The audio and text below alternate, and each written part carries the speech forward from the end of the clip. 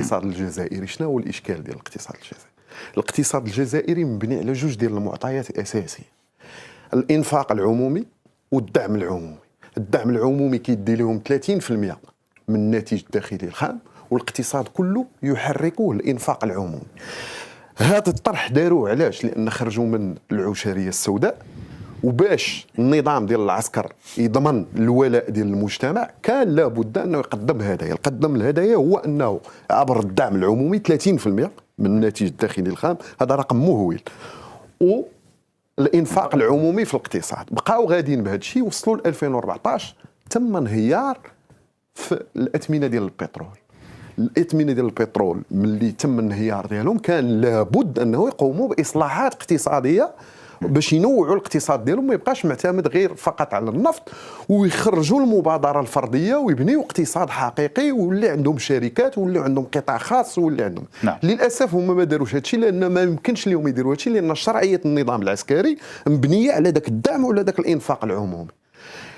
بالتالي تكون عندهم واحد العجز في الميزانيه، عجز دائم. هذاك العجز مناش تيمولوه؟ مولوه من الصندوق اللي كان فيه الاحتياطات اللي كانت كتجاوز 180 مليار ديال الدولار، حتى وصلت اليوم، لان بقاو تيمولوا بها العجز اللي وصلت اليوم لاقل من 32 مليار ديال الدولار.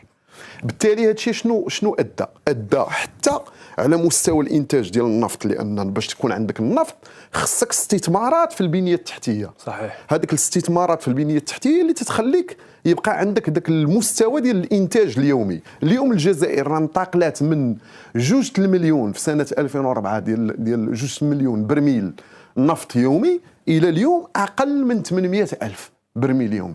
وبالتالي اليوم الاقتصاد الجزائري تيعيش ازمه بنيويه متجسده في عجز مزمن اللي دابا 10 سنوات متواليه وما عندهم عجز.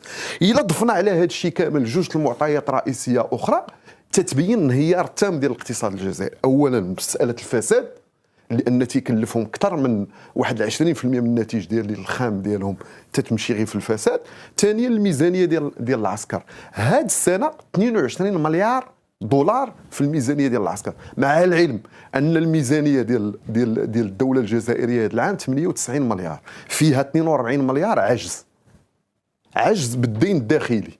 الدين الداخلي يعني الافلاس ديال المنظومه الخاصه داخل الجزائر. بالتالي هذا المعطى الاقتصادي البنيوي اللي في الجزائر هو اللي تيخلي الاقتصاد ديالهم غير مؤهل انه يكون في بريكس. وبالتالي السعي ديال الجزائر الانتماء ديال البريكس ما كانش اقتصادي، كان سياسي، كان انطلاقا من البحث على ضغط، انطلاقا من الحليف ديالها اللي هو جنوب افريقيا باش تدخل البريكس عن طريق سياسي. للاسف